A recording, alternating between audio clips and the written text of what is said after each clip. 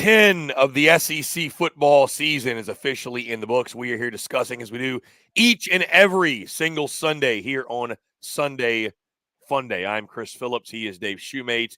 He is Cole Thompson as we react to everything that took place yesterday in SEC football. Guys, make sure you like, subscribe, check us out via podcast, social media. Make sure you got your notifications turned on. We're live every single day, dropping new content all across the board, whether it be YouTube, podcast, social media, etc.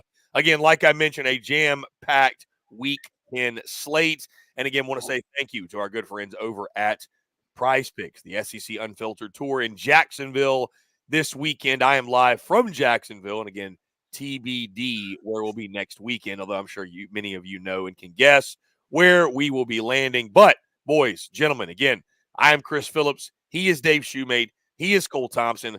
Lots went down in Week 10. How are we feeling on this Sunday morning?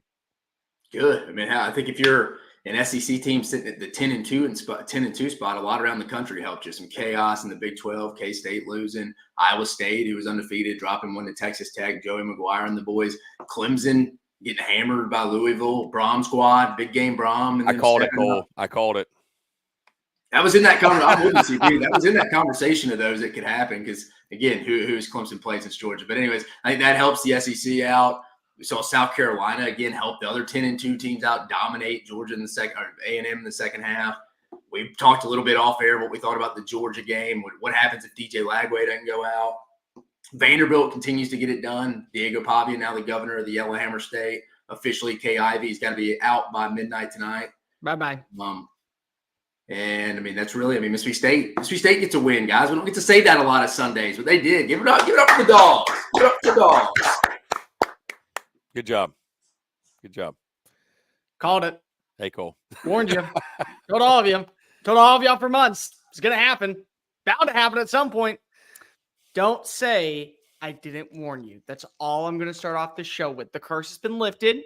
Now we go back to scheduled programming. But as Dave mentioned, chaos was a beauty in Week 10 of college football, which now leads to the biggest winner probably being that number 4 seed and that number 5 seed in the SEC or that number 4 seed in the Big 10. Because there is only one scenario where 2 teams from the Big 12 and 2 teams from the ACC get in, and it is the only shot possible. And we'll get into that a lot later. But I don't take apologies. I don't take I'm sorries. I don't take I was wrongs. Just learn your lesson and do me a favor. Everyone out there, hit subscribe so you get smarter every single time that you come and listen to us, because if I was right, that's a way to prove that I was right. Cole, we're going to let you revel in your glory in a second. Oh, obviously, sweet Lord, thank you. The A&M South Carolina game is the game I think specifically you're referring to. But let's start with the game that SEC Unfiltered was on location for, the world's largest outdoor cocktail party. And a cocktail party it was, boys. I'm going to just say a few things, and y'all can tell me why or if I'm wrong. Number one, I think it's time to admit Carson Beck is not very good. And number two, Florida 1,000% wins the game if DJ Lagway does not go down with an injury. I'll let you guys take the floor from there. I can't. Yes and no. Yes and no. Bro, Carson Beck is so bad. The Carson Beck thing is not just bad. Yeah, that's not like that. It's a pattern now. That's not like a dude. It's an actual issue. He's like, we got to start having listen, to be fair, and I had LSU folks text me, if you're going to rip Nussmeier, you've got to lay into Carson Beck. Oh, 100%. He is not good. He's not good. Most realistic period. He trusts his arm way too much, man. I'll say this: I think most people have questioned Carson. It's crazy. I'm just gonna sit back and watch. It's crazy. Like some of these you're like, I don't even like. It's not even like it's a competitive. I don't know what he's seeing. He should have had 4 picks. He's seeing nothing. I've watched him twice in person, and I've been down his line of sight, and I'm just like, I don't know what you're just throwing it up. You're throwing it up, anyways. You're throwing it up. Well, I think to your first point, Chris, yeah, it's an issue. First half, Carson Beck throwing Mike Bobo as well. It's an issue. Georgia in the first half, outside of the Mississippi State game, major issues offensively. So I agree with that. You got to be talking about it. I can't say though with 1,000% certainty, no ifs, ands, or buts, that with DJ Lagway finishing the game, they win. I bet they win that guy because I give Georgia the benefit of the doubt. They're the best second half adjustment team, not only in our league, in the country. I would say, hey, they may have been getting beat some stuff initially, and give Billy Napier them credit for having a good initial plan with him. But I think Georgia adjusts and shuts that down a little bit. And y'all know, dude, y'all all played sports too. You know Georgia, and I'm not saying this is right. It's on Kirby Smart for not getting his team heating the stove up. Like, I mean, it's human nature. You see the third string quarterback coming in. I mean, these kids don't know where he's from, but he's from Yale. We're rolling in. You're like, yeah, boys, we probably got this one in the bag. No one's saying that openly, but you know, Jamon Walker. I mean, you know those guys. You know Jalen Everett and them guys are kind of thinking deep in their head, just like we would. Yeah, dude, this guy's not going to beat us. Was it closer than they thought? For sure. I just can't say for sure they win the game with DJ Lagway 100%. Because I think, let me give Georgia credit, was not pretty at all. But it seems every week, whenever they have to turn it on in an ugly game to go get a score or go pick up a first down to close out, going back to the Kentucky game, just like when they tied it up Florida, they went down and scored these. They do turn it on. So I do think some of it is, I'm not saying it's right. It's a reason why I don't think they win the national championship, is because I don't think they have that internal leader. I don't think they're a player-led team that holds the team accountable. I mean, Carson Beck looks like a space cadet on the sideline, not even on the field. I mean, he does. Y'all see it. They go back to him. He's always just, it's like, dude, is there anything happening up there? You're right, Chris. Some of those picks he should have had 4 or, dude, what are you doing, dude? And again, on the outside, I think they do miss a guy like Rod Thomas and Colby Smith, or Colby Young, who make plays too. But no, I can't 100%. I think 1,000%, as you would say they win that game with DJ Lagway. 1,000%, I'm not going to go with. I won't even go with 70% they win that game. Because if I will agree with Dave on this, this best second half adjustment team in all of college football is Georgia, and it's because of who they have at the helm. Kirby Smart is the best innovator on the fly of getting his defense prepared to making an offense make mistakes. That being said, Georgia is the best team in the SEC, and I'll explain why in one word. Carson Beck. Let me phrase that phrase. And in one sentence, I can go even a step further. They threw 3 picks in that game and still won by 14. That is when you have a great team and a crappy quarterback. I'm sorry. I'm not going to be the dude that goes ahead and gives out all the flowers and accolades and finds the positivity in little performances like that. Yeah, you found a way to get to the end zone. You also found a way to throw 3 picks. And by the way, this is now a common theme. This is now a very big common theme. 1 pick is not enough. It leads to another. In fact, you have more turnovers than a New York bakery on Sunday morning out on Broadway. That's what you have at this point, Carson Beck, and it is a problem. It is not bringing you in potential. The offensive game plan in the first half has been sluggish at best outside of 2 games. The first one, Mississippi State. The second one, Texas. But at the same time with Texas, you still had a multi-turnover first half if you were Carson Beck. But go back to that Clemson game. You were only up by 6. Go back to that game against Kentucky. You were down by 3. 14-7 against Auburn, an Auburn team that lost to Vandy. Now, I know this is not your mom and pop or even your great-great-great-great-great-great-grandfather's Vandy team, but still, it's a good Vandy team. It is still a solid Vandy team that only scored 17 points, and you got 14 in the first half. The play calling. Cole, to your point, remember how Georgia got that 14 too? Remember it was a pass that went through the intended receiver's hands into the guy behind him? Exactly. Yeah. So, again, play calling has been askew. I'm not putting all the blame on Carson Beck. They've been down a couple of players, but this was a game to where they did get back fully healthy or as near healthy as possible before the matchup. They lost Trevor Etienne, but they got Tate Ratledge back. That was a big boost for their offensive line. That was a big deal for them to be able to run the football, give more time in the pocket for Carson Beck to deliver. And are they missing some receivers? Absolutely. And are they missing some players that are certainly probably a big-time difference in this game? Rod Thomas, Colby Young, absolutely. You got to give a lot of credit, though. The team that came out on top was a team that did rely on other people that we didn't expect to step up and deliver. I mean, Cash Jones is cashing in for an easy 6 points when that was not a guy that you thought was going to have a good day. Lawson Lucky has a 21-yard gain that eventually sets up a scoring drive. Then you get Ben Yasura mixed in. You also have a good overall performance from Dylan Bell when he has the 33-yard run. I mean, like, there's so much that you were like, that doesn't feel right. But yet, again, even with the inconsistencies at quarterback, Georgia found a way to win. Georgia found a way defensively against a very, very, very, of course, underwhelming offense for Florida. More importantly, an offense that's nowhere near healthy. That was down a ton of players. They kept them in the game, and they were able to win by 14.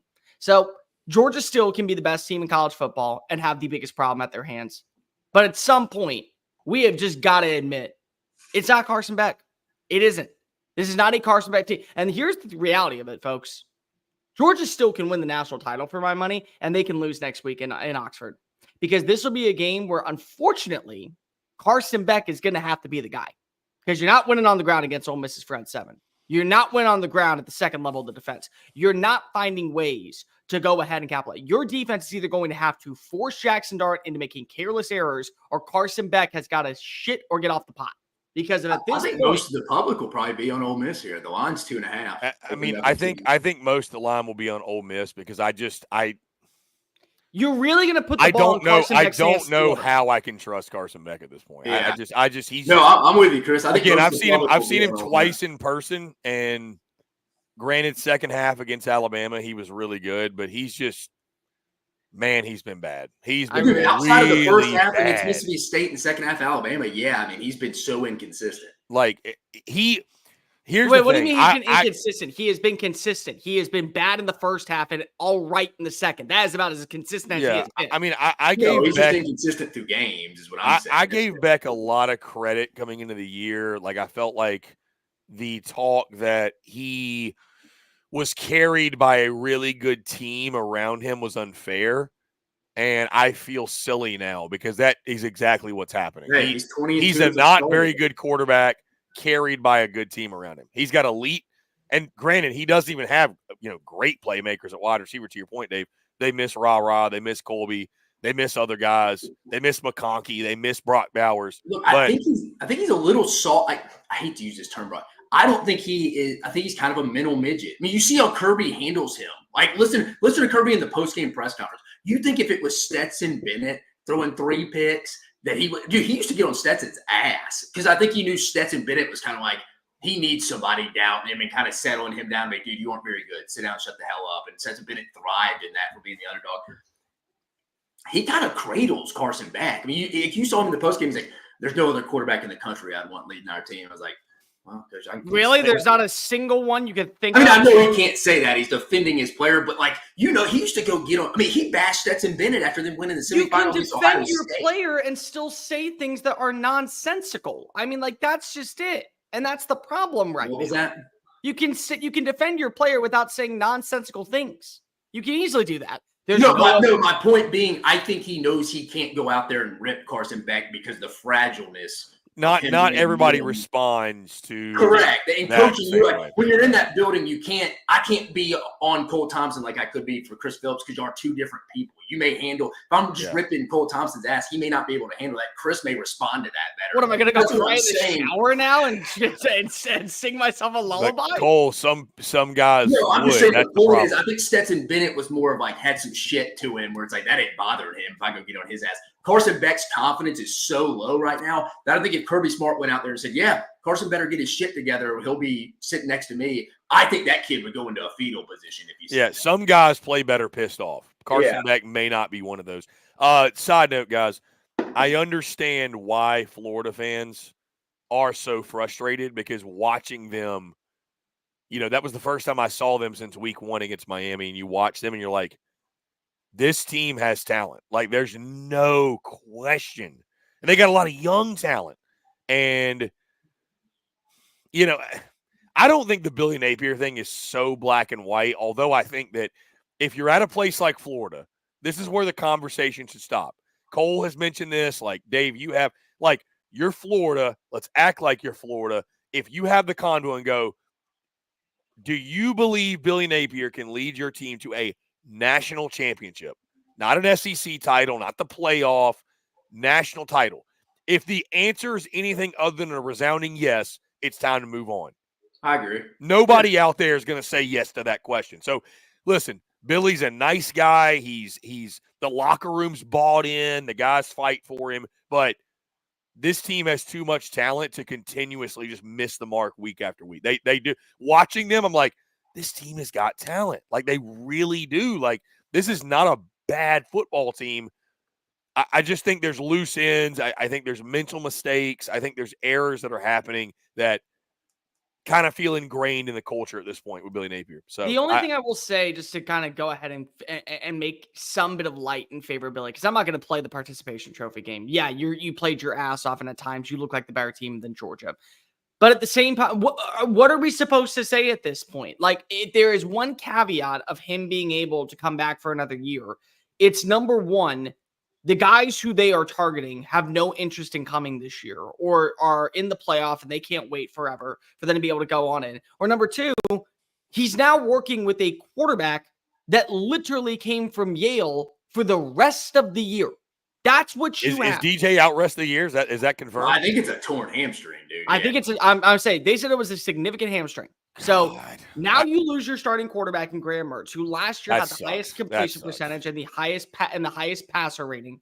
Then you lose the five-star talented quarterback that was supposed to be the savior of your program. More importantly, the most important player in your program since Tim Tebow. You're down multiple running backs. You're down multiple offensive linemen. You're down a receiver and Trey Wilson. You're losing talent defensively to injury.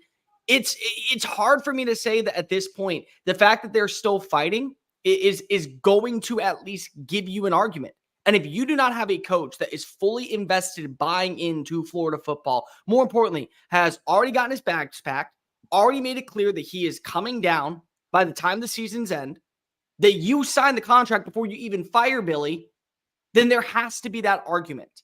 Because the last thing that you can afford to do right now is watch as this team has some bit of life.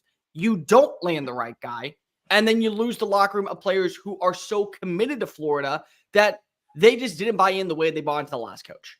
That is the error that you run with at this point. Because of most teams would have clocked out when DJ Lagway decided to get off the field, not Billy's blood teams. And that's the only caveat I can give for Billy Napier. Only thing I'll say with this, Cole, is like, I'm not going to make a decision on hiring a guy just if they barely lost to Georgia with their third string quarterback at the University of Florida. Like, I look more back on like, I really don't care how you played against UCF, Kentucky. Like, why were you no-shows week one against Miami?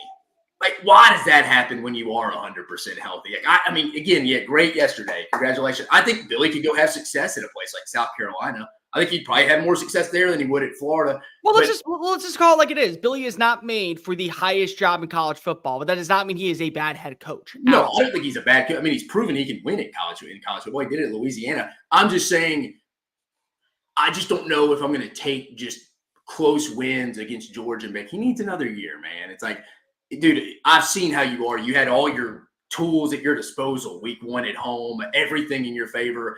And I know Miami's pretty good this year. I mean, but you don't watch Miami and you're like, man, what a hell of a football team. Like, it's kind of like, no, they came in and kicked your ass at home. It's like, Miami's just pretty solid this year. They'll probably make the playoffs because the ACC's weak, but Miami's in dog fights every week with people who's played them closer. That's where he loses me, is like in those games. And then against A&M, complete no-shows when Marcel Reed threw the ball 5 times and they rushed for 300. It's those games. It's like, I think he plays better when his back's against the wall, but I want to see you play better in these big games. And I think, like I always told by a great administrator, that moment that you don't think your guy is the guy anymore, you got to make the move. Me and Chris talked about it, I think, on Texas Sports Unfiltered.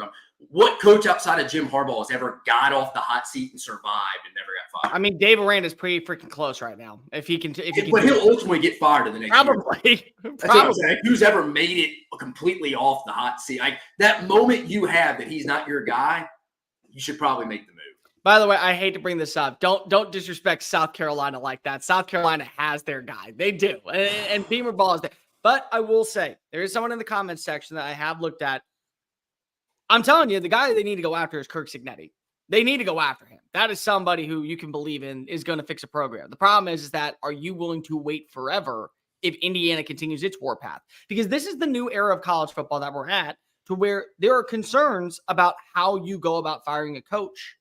You're going to wait until at least December 21st for them to arrive. Early signing period is over. The transfer portal window has been open for at least 2 weeks. On top of that, you also, when you get in, have to hire a staff, have to retain as much talent as possible, convince all the talent that came with you from a college football playoff program to go down to the SEC, and you still have to be able to win before National Signing Day in February. So it's a challenge. There are some challenges when it comes to that. I don't think Billy is the guy. I don't. I absolutely do not think that Billy is the guy out in Florida. But if you don't have the dude already signed on the dotted line, it's a conversation that at least has to be had internally. Scott Strickland has to go ahead and say, and also they're going to have the similar schedule next year. So is a new guy coming on in and fixing all the problems overnight, or are we just going to see the same old redundancy that we saw in 2024? And now it gives you more of a just cause. It gives you more time to look forward to it. Because I can tell you right now, a coach that I absolutely think should be in consideration for the Florida job is Fran Brown. I think Fran Brown is a phenomenal innovator. He's a phenomenal recruiter. He's a motivator. That team at Syracuse plays their ass off for him, but you can't go get a coach who is 1 year into their tenure as a head coach. It's impossible. So if you don't have the guy right now, this is the conversation that you have to have behind closed doors. Because I can tell you what, players are not waking up and playing for some coaches after losing DJ Lagway. They clocked out. And it was 20-20 going into the last 11 minutes of the fourth quarter. And unfortunately, they ran out of juice. Warner threw a pick to C.J. Allen. They found their way into the end zone for a 4-yard score. And then the 14 points, go ahead and wave the white flag. But it was still 20-20 at one point with Jacoby Jackson as your lead running back. Jacoby Jackson is the dude that's coming up and making plays. Yeah. I mean, I'm just not making it off one decision of a Georgia game that you did lose. It's just, again, what I said, I stand by it. To have is Billy that he's not the guy. We know he's not the guy. We know he's not. You know he's not. In the comment, the guy asked, "Why'd you say South Carolina?" Because he spent time there. I think relative to South Carolina's fans' expectations, he would meet it there more so than the expectations that are set at Florida. Chris, would you take him at App State? Say it again. Would you take him at App State? Billy Napier, yeah. Sunbelt Billy, yeah. I think at that level, I think Dave, I understand what you were saying because I don't take shit personally unnecessarily all the time. Like many of the South Carolina folks in our comments do, just call a spade if the boot fits. At a place where the expectations, you don't go to South Carolina and say, can he win a national championship? Well, then he's not the head coach. If the answer is no, that's not the convo. The convo at South Carolina is, can he win 8 games consistently? That's the convo. Get over it. That's what Dave is saying. Like, I get – let's go into the A&M South Carolina game. Cole, I'll give you your roses, but I saw the comments this morning. Carolina folks, listen, I get it. Great win, hell of a win. Thought you could do it. For the love of God, stop taking everything so personally. That's all I'm going to say. Dave, Cole, South Carolina whooped A&M's ass. Like, listen, I was sitting there watching, like, A&M, what happened? I mean, it was – I picked Texas A&M going in. I'm not shocked at what we saw. The only shocking thing was the offensive line gives up 0 sacks. Give credit to Lenora Sellers, but it was one of those magical nights at Williams-Brice Stadium. I've seen it before. Why does everybody keep saying Williams-Brice is underrated? Like, why? Because of it is. Well, I wouldn't say it's underrated. I would say it's a very hard place to play. Yeah, it's. I think it's because, like, when you do stadium rankings, it's not listed in the top 5 with, listen, I'm not going to compare Williams-Brice Stadium to, like, Death Valley at night. Sure. But it's got that same the top aura. 10 environment in the country. It's got that same aura to it. If where that's it's underrated, like I don't know. Weird stuff happens there. So I didn't see South Carolina dominating A&M up front the way they did, rushing the football for 286 yards. It's just hell of a win by Cocky and Carolina fans. Just celebrate the win and stop shitting on our guy Dave so much. That's all I got to say. Dave, I'll let you go. Have you seen the comments, Dave? No. They got something on you, man. They got something against you. And I get it because I was that guy for so long. It's not you, Dave. At some point, it's you. It's them. Like, again, stop taking it so personally. I don't know what they want me to say. For the love of God. SEC championship game. I think I only picked against you twice this year. I think that's it. So I don't know. Again, Cole's the Beamer fanboy. I am. I'm gladly admitting. Thank God one of this trio is. I know things behind the scenes about Shane Beamer that people wouldn't like if you wanted me to tell it. Dave, you talk about knowing. I'm not even going to go there. Go ahead. Just don't even. Go ahead. Yeah, but no. South Carolina they felt like the scenes. Mm-hmm. The script was switched. A&M dominated LSU in the second half last week. South Carolina dominated A&M in this second half this past week. Again, I think you got to give credit. I thought Dow Loggins had a pretty solid plan. I know South Carolina fans get on his ass, deservedly so, but he had a good game plan coming in. Lenore Sellers played his best game. I mean, I know they gave up 0 sacks, but a lot of that was Lenore Sellers. Off the line played good. Bro, did you see the one where like the guy he had 2 guys hit him and he comes out of that thing? And oh yeah, no, it was one of the greatest plays of the weekend. Like Rocket Sanders was a damn beat. I mean, he looked like 2021 at Arkansas. Rocket Sanders getting a lot of yards after contact. A&M looked exhausted in the second half. They just did. It just like they were running through, missing tackles across the board. Lenore Sellers was really good. The defense did their thing. No, I mean, South Carolina's well on their way to winning 7-8 games. I was wrong on them going into the year. I had 4, but I mean, I can accept that. I just don't know why people get all like Chris said, upset about. Dave, it's death taxes, but Cole, let's let Cole have the stage. Cole, Aggie still Aggie.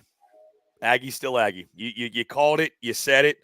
Heck, I even had South Carolina winning this game in the offseason. I went against the pick, but the one we had circled all summer, it just told you. It was the writing was on the wall all year. Guys, coming into that game, there can be 3 truths at the same time, and everyone makes sense. The first one is that Texas A&M is still a really good team. Texas A&M has overexceeded expectations from what we've watched on film this year underneath the first-year head coach. With the first That's coming from an A&M hater, guy. Yeah, apparently an A&M hater. They absolutely – and by the way, they have a good coordinator. They have an excellent head coach. They have a culture that has completely revamped overnight. They certainly feel like a team that now has the pieces in play with the recruiting, with the strength and conditioning, with the overall ambiance, with what is Kyle Field on a Saturday night out in College Station to win 10-plus games, to make it to Atlanta, to make it to a college football playoff, and maybe even win a national championship. Mike Elko is somebody that a lot of people will run through a wall for. And if you don't believe me, go back and watch last week's The Pulse video where they talk about how if you don't have on my jersey, they will run through that guy.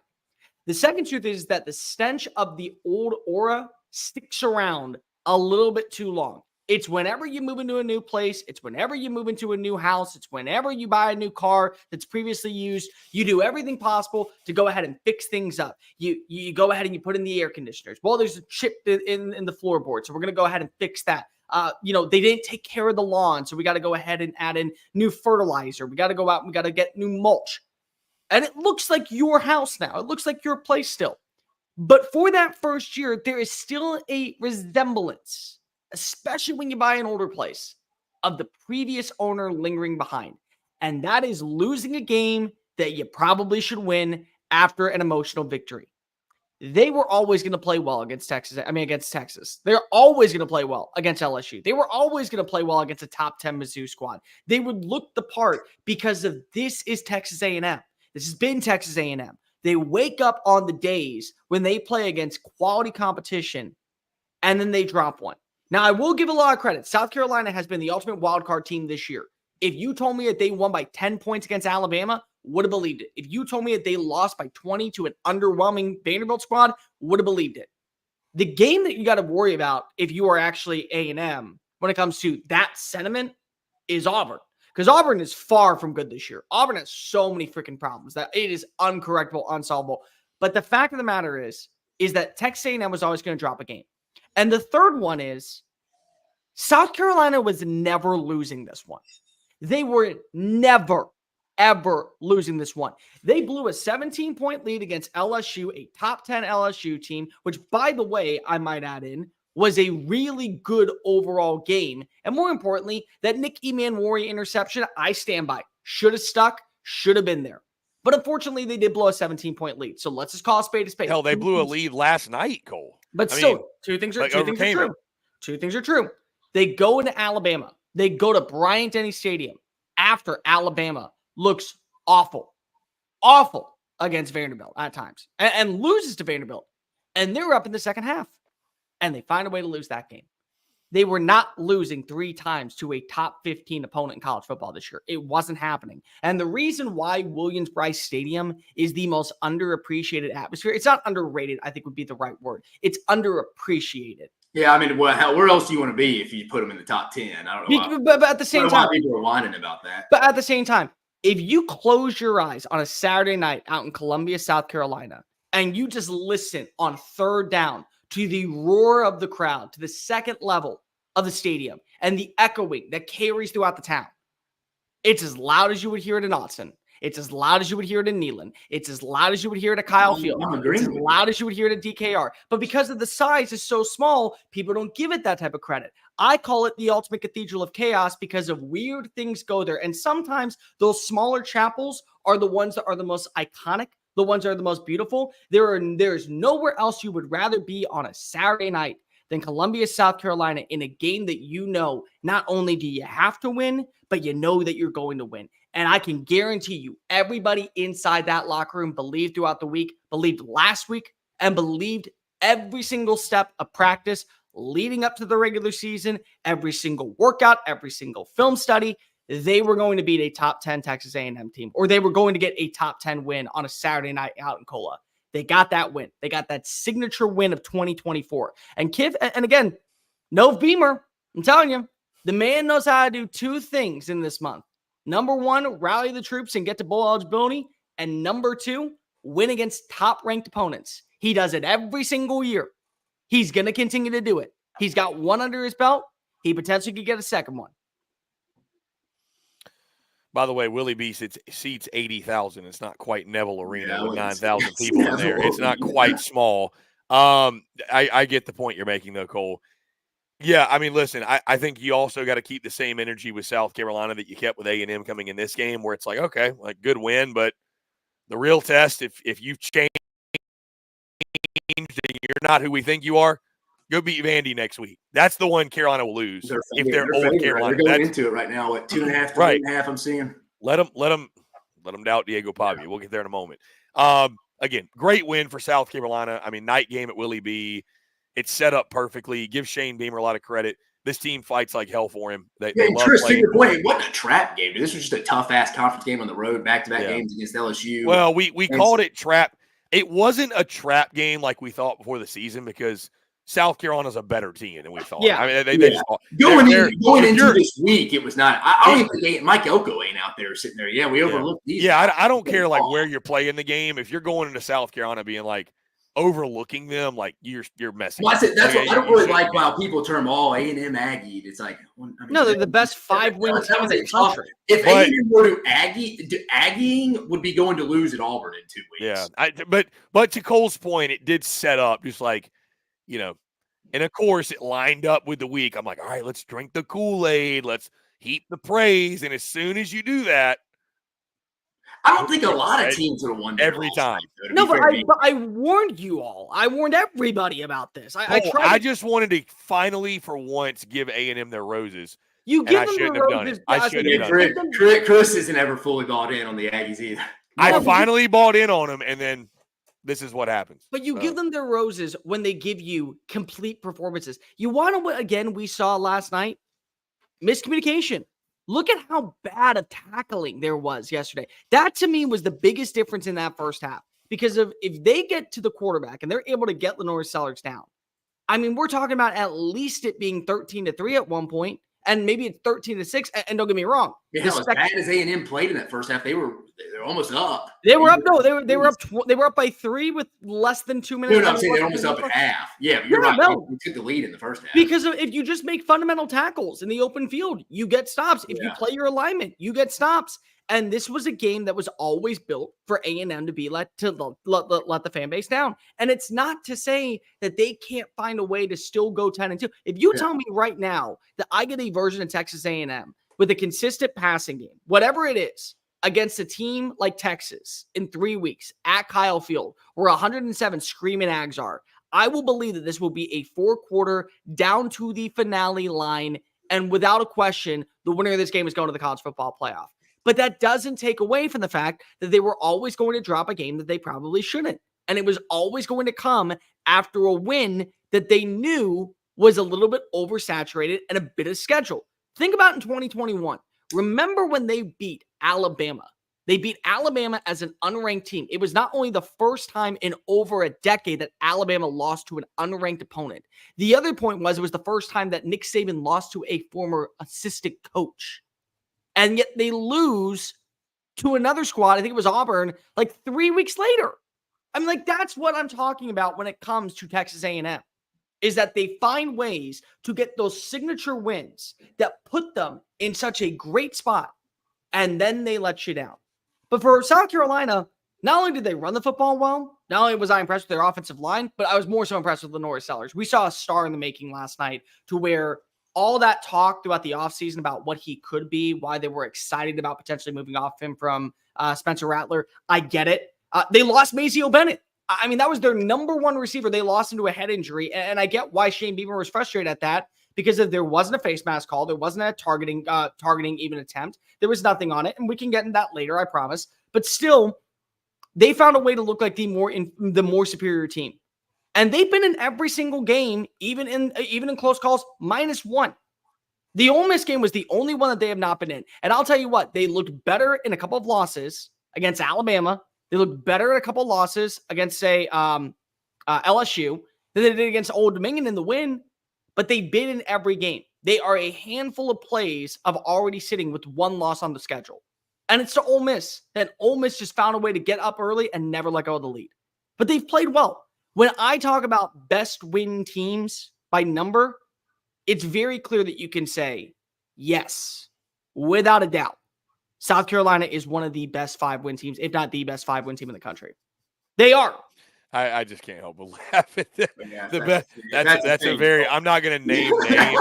I know why it's funny. I'm not going to name names, but that's a very who would tweet that. I'm just going to leave it at that. But best still, 5-3 team in college I mean, I'll say this: football, we talk about A&M. How many teams would have won both these back-to-back games they just went through in the SEC this year? Dave, you're the one that has the road stat. What is it? Back-to-back road games or well, impossible? It doesn't come into this one, but yeah, well. No, yeah, it doesn't come into this one. Yeah, the back-to-back road stat, only 2 teams, 2019 LSU, 21 Georgia, 1 true back-to-back road games. But I'm just saying, I mean, one LSU was at home. This was at South Carolina.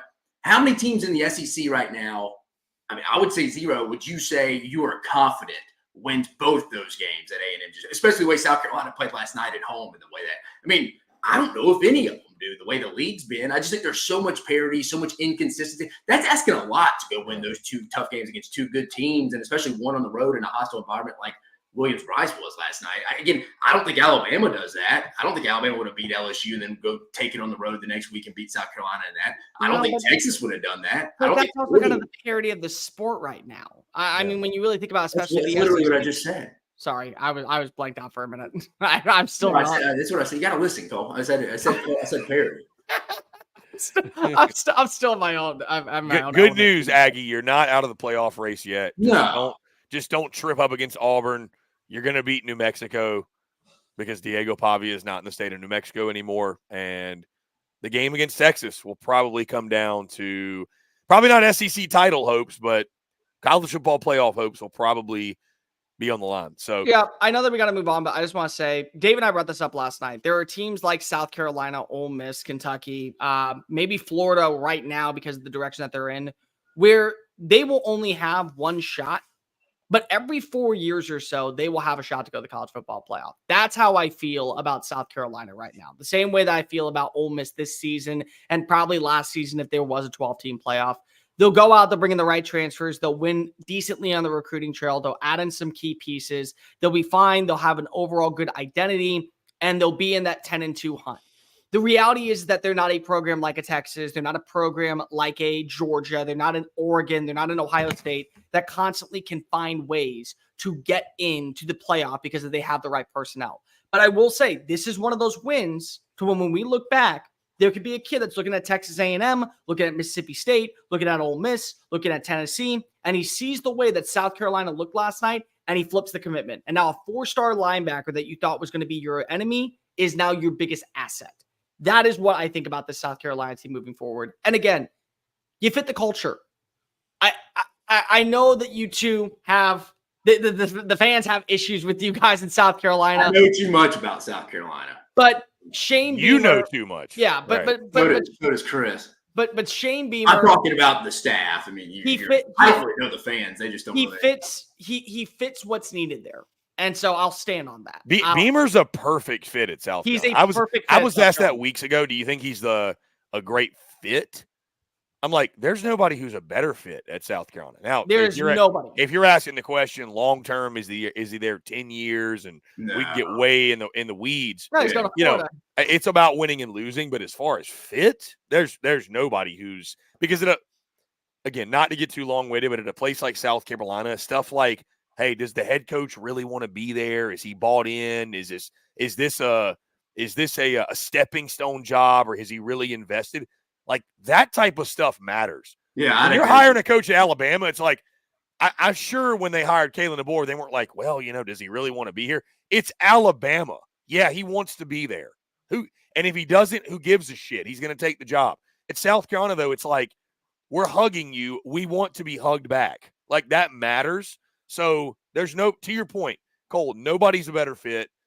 Again, give Beamer credit. The guys are playing like hell for him. They figured out the defense. I would just say for Carolina, go find some receivers, man, and move Nick Harbor.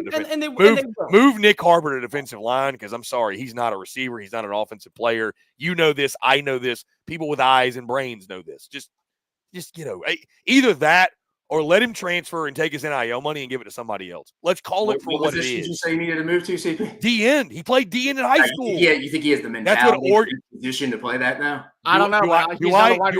Dave, do I? But if you want the disposition to play receiver, no, Dave, and this is why you tune in to SEC Unfiltered because nobody else will say this. Dave, no, I don't. I don't think he's football tough. I don't think he's tough. He's a track guy. He's a track guy. 100% a track. But to be fair to South Carolina, nobody else will say that, but it's the truth. He does not have. He's not gonna line up at the end and want to rip somebody's head off. You had to take him. I mean, there's a legit. Well, for sure. But you had to take the risk. But like at this point, you're like, we're not getting the return on our investment. Like, why did we fight Oregon and give this kid $1 million? Like, they need wide receivers, and that's awesome. But badly. But I can tell you, Joshua Simon's a stud though. Stud at tight end. Maceo Bennett's going to be. Maceo Bennett's going to be a good one too. To your point. But that's it. That's what you have. That's it right now. That's it, guys. Shout out to the boys of Lot 2. In Nashville. Oh, yeah, okay. The Commodores are going bowling. Can you imagine waking up on this Sunday, November 3rd, and being a Diego Pavia doubter? And I know, Dave, what you're going to say. Well, he didn't play that great. 9 of 22. Dave, Diego Pavia's aura alone had Hugh Freeze shaking in his boots. Thus, Vandy gets the win, 17-7. The boys a lot too, as they would say in Nashville, as they told me last week, as they were saying as they left the Plains, who's got it better than the Doors? Nobody. Nobody's got it better. Nobody's got it better. No, I agree. Yeah, Diego probably played his worst game of the season. I thought DJ Dirk and them had a good game plan. I think we all kind of thought Diego wasn't healthy. You could kind of see that a little bit. If you would have told me Auburn played like that defensively and Vanderbilt played like that offensively, I mean, again, that's how you kind of draw it up when you're making the pick. But, I mean, Auburn can't do anything offensively, only giving the ball to Jarquez Hunter 12 times. Big rushing attempt or big rushing game against Kentucky the week before, who has a better defense than Vanderbilt. That's Hugh Freeze. Was Jarquez hurt? Was Jarquez hurt, you think? He said he ran out of gas. That sounds like the most half-ass excuse I've ever heard. Ran out of gas? After 12 carries. You're an SEC football player. Yeah, that's why you got to feed your playmakers the football. Hugh Freeze lost that game once again. Again, Auburn doing Auburn things. CP, I don't know, you were probably literally walking into the game, but Auburn was about to get the ball up or down 6. They were down 3, got a 4th down stop. Held Vanderbilt to a field goal. Vanderbilt kicked the field goal to go up 6 late in the game. Auburn hurdles the Vanderbilt line, and it was 4th and 4. Personal foul, automatic first down. Vanderbilt gets the touchdown to put it away. It's like that stuff that's just Auburning in 2024. But no, I mean, give Cork Lee hands down, especially now after Mike Elko lost last night. Me and Cole talked about it in reaction, depending what A&M did. Cork Lee by far SEC Coach of the Year. I don't know who you could give it to at this point. Got to give it to him. And I think Tim Beck, the OC they brought over from New Mexico State, biggest coordinator addition of anyone in the country right now. I mean, again, Vanderbilt's not going to the college football playoff. We know that, folks. But they've had an impact on the playoff. I mean, Alabama's going to barely make the playoff potentially with the Vanderbilt loss, or they're going to miss it because of a Vanderbilt loss. I mean, they've impacted the playoff. Tim Beck, Diego Pavia.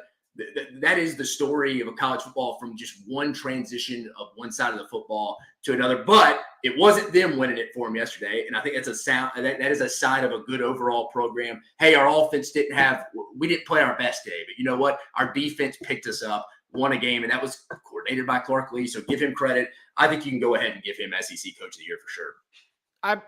Well, no, there's no debate, I think, at this point, especially because of what has been the history of Vanderbilt football. Well, no, I think if Mike Elko Cole would have went 10-11-1, yes, he would. Yeah, sure. I mean, naturally, because you would have been undefeated in conference. I wouldn't say there wasn't a debate going into it. No, I'm saying there's not a debate now. Like after what happened last night in Columbia, there's no debate. And the main reason why is because of, again, they have an aura about themselves that really, like when we say that teams take on the aura of their head coaches, no, they take on the aura of their quarterback because of Diego Pavia's vibes alone carried that win. Because if you watch as the defense came up with critical stops, you watched as when they needed to capitalize inside the red zone, they did. They got 2 touchdowns. The one to I'm blanking on who the first one was to. The second one to Eli Stowers in the Newberry. Newberry was the first one on the 28-yard score. They find a way to get to the number 1 tight end currently the way that they played in Eli Stowers. They were able to win the time of possession once again. They made the most of their third downs. Auburn's defense did a great job being able to eliminate third down conversions and really force a ton of punts and put pressure on Pavia. You're right, Dave. He's not healthy. He's far from healthy. But the point is that when you needed a play in the late stage of the game, number 2 was the number 1 guy that you trust the football with, and it's why they're going bowling for the first time since 2017. More importantly, Tim Beck believing in his quarterback from New Mexico State would translate to the SEC. Big risk, massive reward too. A lot of the fact that players came from New Mexico State to Nashville because they loved Jerry Kill, because they loved Tim Beck, because they loved the energy that the Aggies had last year in Conference USA. Big overall mindset. And I think it carried over to the rest of the team to where it felt like it said, hey, you guys may be new here, but we do things differently. No. We just nearly beat Liberty that was undefeated last year.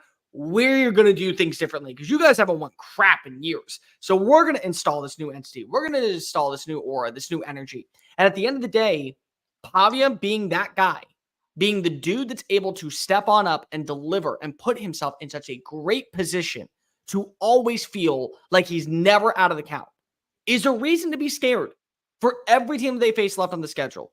LSU, if LSU loses next week and they clock out for the rest of the year, that's a game that you can dial on up. The way Tennessee looked last night, the way that Tennessee played multiple times this year in the first half, I'm sorry, that's a game to where you feel like if Vanderbilt is able to slow down that offense and take away the rushing attack, congratulations, you have a shot.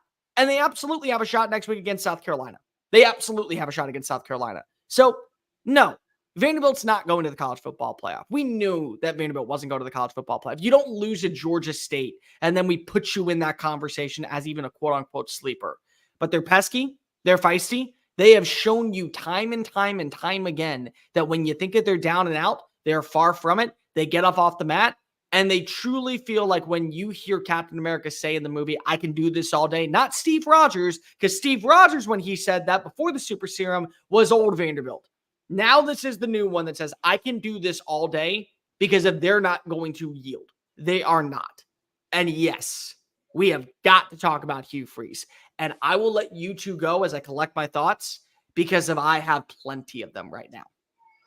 Yeah, I mean, are we sure Hugh's the guy? Like, honestly, no. I mean, I think it's fair to say, right? I mean, look, they're recruiting well, but like he's stuck in one first year, and I know the schedule hasn't been challenging, but still, they've looked really good so far. Who's played in front of him?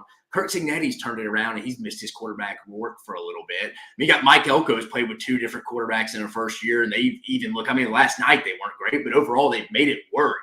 Hugh Freeze in 2 years, and he's an offensive guy, cannot get it to work, dude, and it's. If I'm an Auburn fan, that is where I'm frustrated. It's like, dude, we played well enough. I'm speaking as an Auburn fan. If I am an Auburn fan, we played well enough yesterday on defense to win that football game, guys. Way better than we lost because of our offense, our head coach. Again, Peyton Thorne continues to do Peyton Thorne things. We're not getting Jarquez Hunter the football. Again, I think at some point you out-athleticism Vanderbilt on the back end. The Ricky Wright, good player, improved a lot. Back end safety for Vanderbilt. We were recruiting him out of high school. Committed to Alabama for a little bit, actually. But he's limited athletically. Why you're not feeding Cam Coleman consistently over and over this late in the year, I don't know. Yesterday against a team you out-athleted on defense, you should have been feeding it to Jarquez Hunter, your best playmaker on offense, and then force feeding it to Cam Coleman. No idea why you weren't. And this loss on Hugh Freeze. Again, I think DJ Durkin and them, for the most part this year, have done a really good job. They're masquerading as a bad team. Dave and Cole, if we're having this exact same conversation this time next year, is he fired? Yes. Yeah, year 3 for sure. Again, I said this in the reaction after Vanderbilt beat them. You got to start talking about in today's time. We talk about programs. You're talking about who can compete for SEC titles last night. South Carolina fans probably didn't like this, but it all comes down to how much money you have, guys. Yeah, you can have the greatest motivator in the locker room as well, but if guys are offering $1 million more for you for another player, that's going to get it. This is where Auburn, their big year, their checks, talking to people over there. One of my best friends, former neighbors, is pretty high up there. Their checks were going to cash in that On to Victory collective this offseason, and they were going to go break the bank to bring in a lot of dudes, get up there in that 16 to 18 million range, similar to what Ohio State did to this roster. If you keep losing games like this, again, me and Cole talked about it. I think Cole brought it up. Auburn fans, they're not dumb. They're good football knowledge people. They know Vanderbilt's improved, but Vanderbilt comes into your house and beats you by double digits. You get some people who are disinterested, and you may be like, yeah, how much was that check? And they're looking up, we just lost it. Yeah, I'm not signing this thing. I'm going to wait. Dude, that's an issue. It's if they just would have won 6 games this year, Auburn. I mean, I guess technically they still could, but they're not winning out. They're not winning out. I think you would have to be like, whatever, 6-6. Like, let's just go buy our team. Let's go be the most improved team in college football. Dude, I think you got some people who are probably just off the bandwagon, at least to an extent right now. Do you want to go, Chris?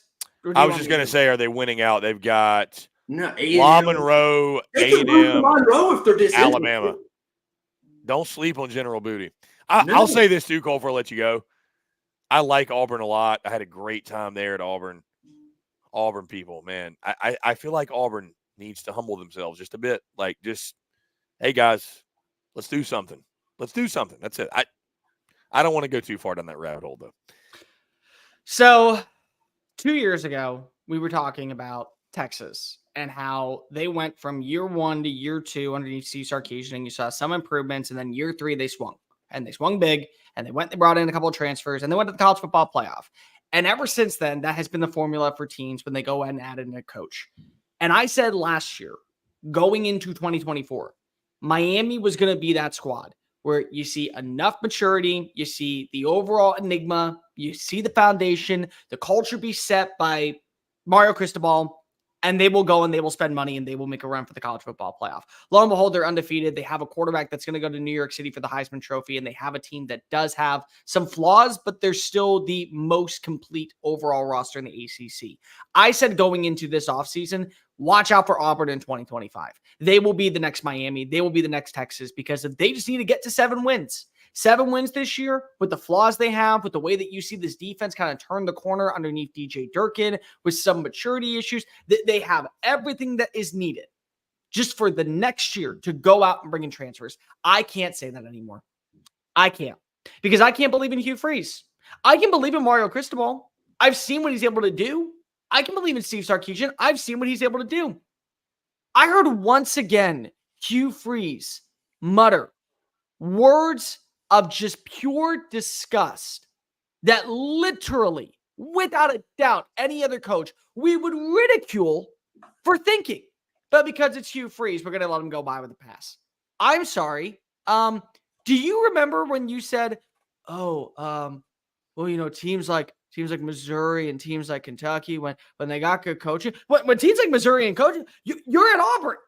Auburn is the toughest job in college football for my money. Auburn has been the toughest job in college football for my money, because not only do you have to recruit against Alabama and Georgia, you have to play Alabama and Georgia as your rivals every single year, and you also have to win and meet the expectations like them, but you're nowhere near it. And you're watching as those two programs have reaped the benefits for the last 2 decades, going to conference championships, winning national titles, and you have 1 title to show for it, and it came on the back of a quarterback that literally drug the entire roster and the city of the city of Auburn and Jordan-Hare Stadium to a national championship against an Oregon team.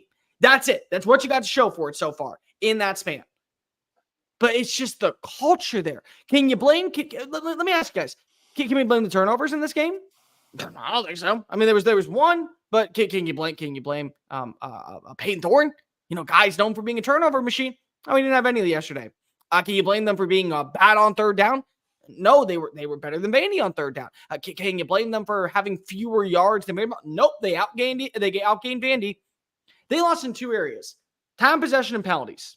Penalties killed them, put them behind the sticks. They weren't able to capitalize. They weren't able to find any offense, and they lost time possession. That's coaching. That is straight coaching.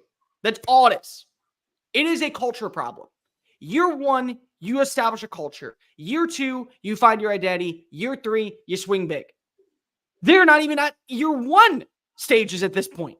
There is no culture. There is a lot of there's a lot of finger pointing, a lot of blaming, and there's no ownership from Freeze whatsoever. Your quarterback did enough. He's Peyton Thorne. He's not Marcel Reed. He's not Cam Ward. He did enough in this game. The defense balled out in this game. They shut down the rushing attack. You tell me that you hold a Vanderbilt to 2.6 yards per play, I think you win 9 times out of 10. So what's it come down to? Culture. They have a culture problem. And I don't like to give a lot of shout outs to people because we are our own entity and they are our competitors. But I will give a shout out to one Mr. Michael Bratton, SEC Mike on Twitter, for many of you who know him. Because if he was ridiculed all throughout the offseason by many pundits about saying that he was not impressed with Hugh Freeze and that going into his third year, he would be on the hot seat. Chickens come home to roost, and karma's a bitch. Yeah. Indeed. And Diego Pavia does it again. Owns the state of Alabama, by the way. Like you said, the election's coming up. Let's put Pavia in office. Real fast. Tim Skelton, I'm going to make this abundantly clear. I have been rooting against Notre Dame every single week as a Notre Dame fan because I can't put them in the playoffs after a loss to NIU. I refuse to put them in the playoffs after a loss by NIU. Fair enough. Guys, let's go to Fayetteville. I was dead wrong in this game. Ole Miss, just Dartnado's back. Playoff hopes are back on. Category over 500. Yeah, over 500 yards passing, 6 touchdowns, 63-31. Rebs get the big dub. What'd you guys see in this one outside of an insane offensive output? Jordan Watkins, 8 for 254. Dude, 5 receiving touchdowns in this game. Arkansas's secondary is terrible. It's starting to catch you. It's the T-Will fade in November. It's the T-Will fade. It's the fade, and it's been happening since 2021 when I was with him, and I love him to death, but I tell him to his face, it's the T-Will fade. It is. So you get to the month Bank on the T-Will fade. Yeah.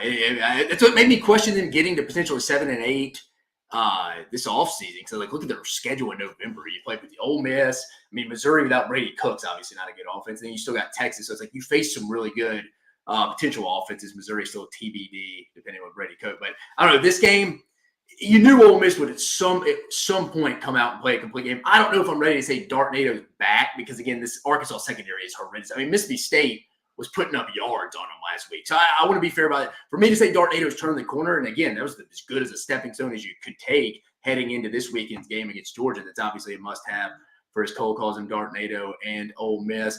But, I mean, overall, I thought the defense probably played one of their worst games for Ole Miss. Again, I think some of it was given up in garbage play. So to be fair to them, but still something to keep an eye on. But you do have Carson Beck. That's just what the doctor ordered, man. The turnover machine coming into town next week. So see if he can keep that up. I don't know. I think Ole Miss just finally took that next step. Again, I argue with it all the time. Me and Cole did it 2 weeks ago. We ranked the top 5 SEC teams. I think I put them at 5. Who, Ole Miss?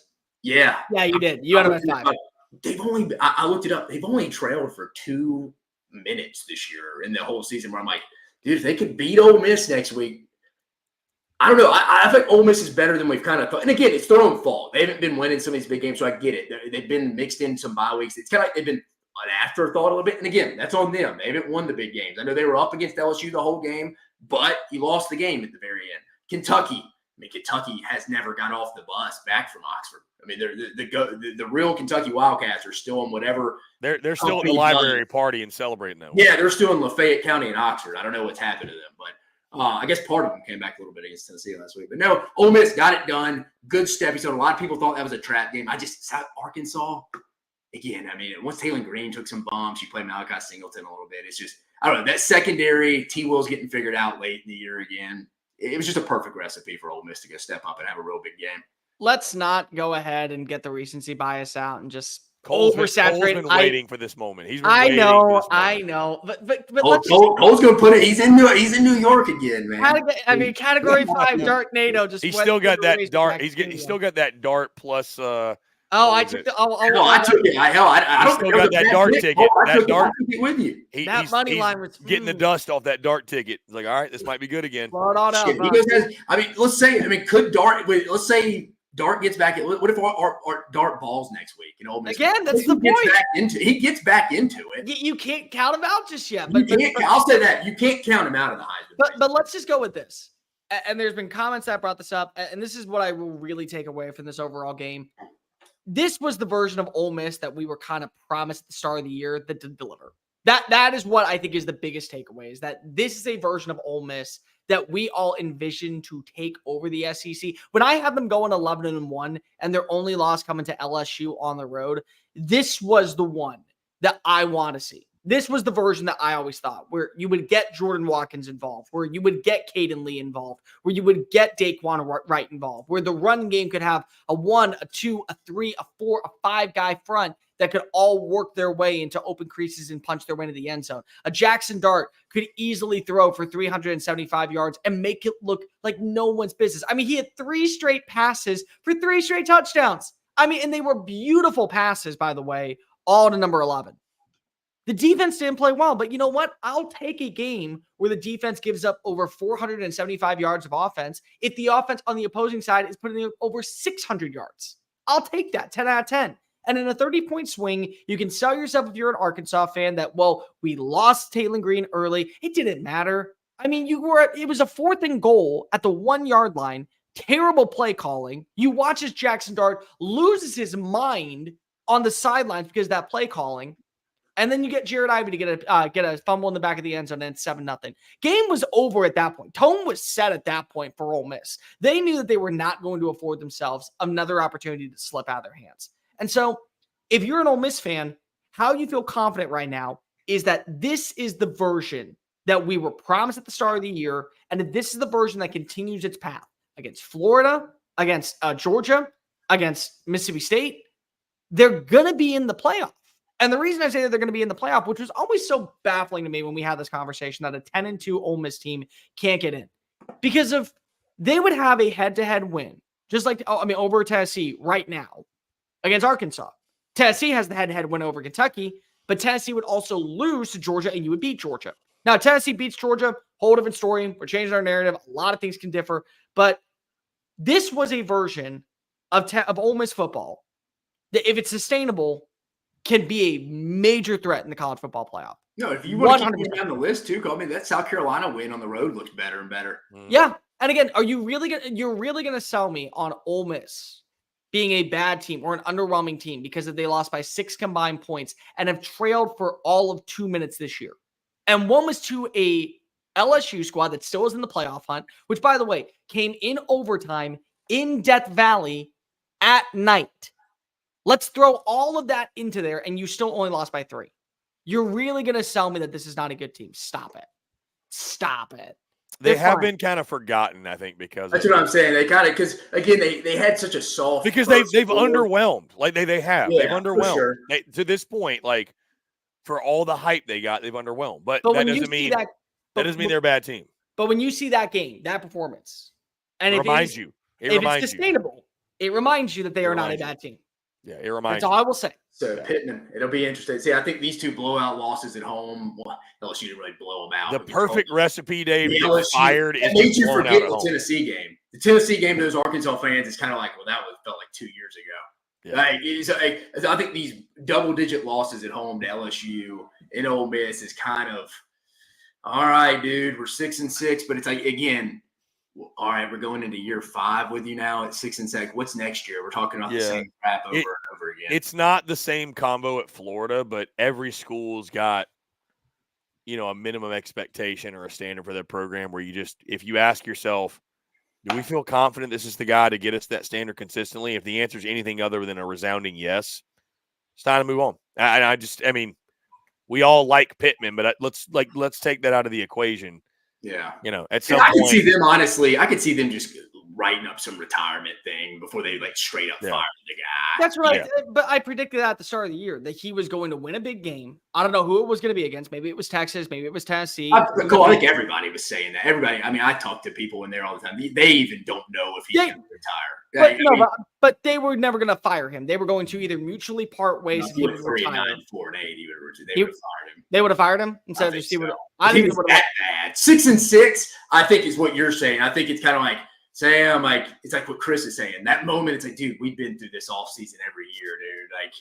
All right, we're just on the fringe. We need that 8 win. Yeah, I think they would probably let him retire at 6-6. But I think if he was really bad, 3-9, 4-8. Yeah, I don't think they care about his reputation at that point. But still, for me, that this is his last stop. He's not going to go be an offensive line coach elsewhere. He's not going to go be a coordinator. When he's done, he's done. And he's made it clear that this is his final hoorah. And so, regardless of what happens, I figured at the start of the year, this would be the last season because if they wouldn't meet expectations at the highest level, and they would let him retire because of how well he has embraced the program and how much he was wanted there. But there comes a point to when you look at the current status of Arkansas, especially in a new age. And I brought this up on the show yesterday when you guys were in here. When 2 new teams join the SEC, narratives get to be flipped overnight. They 100% do. So look at Vanderbilt. Laughing stock of the SEC when they added in Texas A&M and Mizzou. They found a way to maybe now change the narrative. Arkansas, back when Texas A&M and Mizzou joined the conference, was coming off of their best win, top 5 finish, 2011 underneath Bobby Petrino. Since then, they have been an underwhelming, at best, 7-5, 1 year, 8-4 roster. And they want to change the narrative now with Oklahoma and Texas joining. If you can't change the narrative with Sam Pittman, now it's time to move off him because there are coaches that probably will fit the system, coaches that will believe that Arkansas is a program of sustainability and a program that can be a winning mentality immediately. That's where we are. That's 100% where we're at this point. And I feel like that even though I do like Sam Pittman, and he has shown you he can win big games, Texas in 2021, Tennessee earlier this year, it kind of falls to the wayside when you watch the blowout performances still linger in the back of the mind that are front and center in your face too. The worst thing that ever happened. I think worst thing that ever happened to Arkansas was A&M joining the league because there were only 2 teams back in the day that could recruit Texas heavily, LSU and Arkansas, and say, "Hey, do you want to come play in the SEC?" Because when I worked at A&M, we used to just throw that in the state of Texas kids' faces, like, "Hey, Texas ain't in the SEC. Do you want to go play in the SEC?" Especially for defensive players, because for the longest, the Big 12 didn't have any first-round defensive guys. So SEC come play in the league. Arkansas and LSU had that. And LSU obviously still does because they got a bigger brand. But Arkansas could go float that to some of those Texas kids. Now, since A&M came in the league in 12, you can't. Certainly not now with Oklahoma and Texas. So I think they just keep getting pushed down the pecking order. And I think this is where fans struggle. Like me and Chris predicted the basketball finishes the other day. You have teams that you have 10th making the NCAA tournament pissed about where they're finished when they finished 9th last year. But it's just like, guys, someone has to finish 9th and 10th when we start bringing in 16 to 18 teams in this league. That doesn't mean you're bad. It's just someone has to finish there. We all can't finish in the top 4. And I think it's where Arkansas is a program, to your point, Cole. They got to find somebody. I don't know. It just feels stale. That whole program just feels stale. That's the right word. Yeah. And you can't get blown out at home and keep your positioning. By the way, I want to make it very clear. This is not my ceiling. I'm in an Airbnb in Jacksonville, so it's actually part of the decor in this room. Well, you're in Jacksonville. That's all I had to say. It's a nice spot. This is a nice spot. I don't want people to think this is my ceiling, though. That's why I have to point that out. I'm still in Jacksonville. Guys, finally, speaking of Oklahoma. Okay, I'm kidding. Right. I'm kidding. They took it to the Black Bears yesterday. Let's talk about this. Let's talk about the Bears, the scrimmage that took place in Norman. Speaking of players that should be in Heisman consideration and coaches that should probably retire, let's talk about the Tennessee-Kentucky game. Vols get the dub, 28-18. They were down 10-7 at half. Dylan Sampson, again, needs to get some Heisman buzz, some Heisman love. And Kentucky finds a way to lose it in the second half. So I got to be honest, guys. I didn't watch a ton of this game. It kind of felt like a just slop fest. It had some pillow fight to it. Little pillow fight. Yeah. So the greatest pillow fight of the weekend, Tennessee, Kentucky. No, I mean, I think even Tennessee fans are just starting to accept this team. Nico, I thought he took a step yesterday, but outside of Brew McCoy, they really have no receiver they can trust. 28 of 38, 292 and a touchdown. He wasn't bad. He actually looked pretty solid. He was. Go ahead. No, I was saying he's not. This is the problem with Tennessee, and I'll let you go. Just there's such inconsistency. There's so much inconsistency. Dropped the touchdown he should have had for Nico. I don't know. I think they're trying to figure out offensively how to replace Squirrel White being out. I think they're going to go line up some of these tight ends like the Ethan Davis kid, maybe the Holden States, to try to get, me and Cole were talking about it, those matchups at the second level against the linebacker where the tight end can go out athlete the linebacker, but also if you want to go put a nickel on him, he can go out physical him as well. So I think that's what they're trying to fix. Nico looked like that bye week was good for him. But again, like Cole mentioned, just the inconsistencies around him, offensive line, receivers dropping balls. Thought it was, again, I'm being nitpicky here, Tennessee fans, so bear with me. You held another SEC opponent to under 20 total points. That's awesome. That's awesome. They've been so consistent all year. It's carrying the team. But it did probably feel like it was I think Tennessee fans, a realistic Tennessee fan would tell you, yeah, I was kind of shocked Kentucky ran on us like they did, though. And again, that's kind of one-off. Nobody's been running on Tennessee. So maybe it's just a one-off. Again, everybody has these down weeks. It's so tough in college going out week to week with the inconsistencies across the sport. But I thought it'd probably be one of Tennessee's. Again, they only gave up 18 points, but worst defensive performances. Nothing I'm going to hold on to make me long-term think it's an issue. I just think it goes back to the offense, dude. I just think this is what they are. Like, it's just never – what would tell me at this point that it all comes together at one point? Yeah. Nico's clicking. The receivers are making plays. I mean, I can trust Dylan Sampson. I mean, even the offensive line, we know Josh Heupel's run game most of the time is they're not just physically mauling people. They just – hey, if you only have 5 men in the box, we got the numbers. We're just going to go let him run. We got an explosive back. We're going to let him do his thing. I don't really know if it's them just dominating people up front. They have their struggles in pass pro. Just inconsistency across the board on offense. You hate to see it because I think Tennessee, again, that Vanderbilt game, though, I mean, you keep thinking like, oh, yeah. I mean, God, how bad would that be for Heupel? If you go into Vanderbilt with a chance to go to the college football playoff and you drop that one and you go 9-3. But, I mean, you would say right now, favored on paper, Tennessee goes 10-2. Again, say what you want about Vanderbilt game. You can make an argument for any state there. I just don't – I think this defense we're going to look back on and be like, man, Tennessee really wasted this defense because of how inconsistent they play week to week on offense.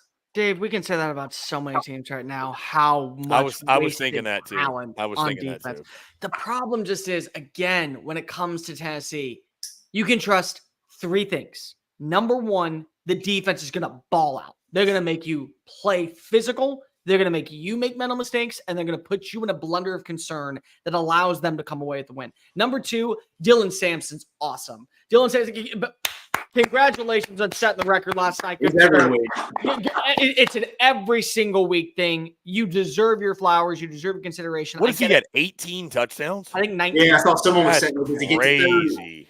He just has he set the record last night. He had 2 more. But like, and then the third thing is that you can expect them to be in every single game. Here's what you can expect. I have no idea what the rest of the offense looks like. I have no idea because of 2 weeks ago in the third Saturday in October, defense balled out. They got critical turnovers. The run game was potent, and Nico Iamaleava was missing wide receivers. He showed you that there was a lot of growth. I mean, that one big-time play to Deontay Thornton downfield was phenomenal. One of the best plays I've seen from him all year. But then we also saw him overshoot some receivers. We saw him overshoot receivers in the NC State game. We saw him overshoot receivers in the Arkansas game. We saw it against the Florida matchup. We saw the inconsistencies in the offensive line. And then we go back and we say, well, last night, there was no inconsistencies from him. Balls were on the money. He was delivering darts. He looked phenomenal. More maturation, more growth, more of what you expected. But now we have wide receivers dropping footballs. Now we have the offensive line getting penalized. Now we have this team still fumbling the bag and finding a way to make things a little bit too close for comfort. So there's never a consistent game plan when it comes to this offense outside Dylan Sampson. You know he's going to eat. You know he's going to get his. You know he's going to pile drive into the end zone. You know it's going to be good for you on that sense. But outside of that, you look at this team. If it's not Nico overshooting receivers, it's receivers dropping footballs. If it's not Nico throwing into double coverage, it's wide receivers patting the ball up, leading to a turnover. It's just, it's so inconsistent. And I'm going to be completely real. 10-2 is not what you expected with this type of performance. If you're losing to, say, Alabama on a game-winning field goal, that's a different story. But when it's 10-2 and you're still looking sloppy, you'll take it. You'll take your spot in the college football playoff, and nobody's going to complain about it. But at the same time, it still is what it is. I just wish that we would see 4 quarters of consistency in an SEC game from this offense, the way that we saw yesterday by Ole Miss. Because the same things that we're saying about Ole Miss being underwhelming, we could say at times about Tennessee. But the problem is that Tennessee, their defense is so damn good, just like Ole Miss's. But my God, just 4 freaking quarters, no drop footballs, no penalties. The run game is there. Show me why I should believe that this is a playoff team. Just show me it, man. Like they're really their schedule is why you would say it. Yeah, I mean, like, really it. But they're gonna show up in my rankings today at number 10. I'll just go ahead and spoil that to you, Volunteer Country. They're showing up at number 10. Number 10 is like 11 teams fighting it out at this point. I got 9, and then I can make arguments for everybody else. Well, boys, consistency, everybody's fighting for. Yeah, I got to go to the old Disney thing. I told you. Yeah, we're gonna put a pin in it now. We're finished up. Nothing to take away from Maine and Mississippi State or Oklahoma and Mississippi State, other than good job. You won a football game. You won a football game. So, guys, good stuff today. Again, appreciate everybody tuning in. We'll go ahead and put a pin in it. Really good stuff. Another fantastic good ball, and of course, we'll be breaking everything down all week long. Looking back, but of course, looking ahead to week 11. Dave Shumate, Cole Thompson, boys, appreciate it. Again, guys, make sure you like, subscribe. Stay tuned for everything from us on social media. You know where to find us, at SEC Unfiltered. And again, stay tuned for our next stop on the SEC Unfiltered Tour next weekend. So, again, I'm Chris Phillips. He's Dave Shumate. He's Cole Thompson. Appreciate each and every single one. You got college basketball tomorrow, folks. College basketball season starts. How about that? And the first college football playoff rankings drop Tuesday, and that's the only important thing happening that day. Yeah. Anyways, guys, appreciate you all tuning in. Thank you all so much. Have a great rest of your Sunday, and we will talk to you all on the other side.